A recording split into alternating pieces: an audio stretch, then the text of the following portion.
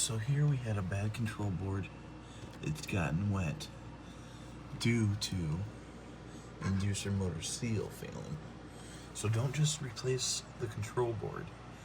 I've been down the road of just replacing that, and a day later this leaks onto the board again. So do both, and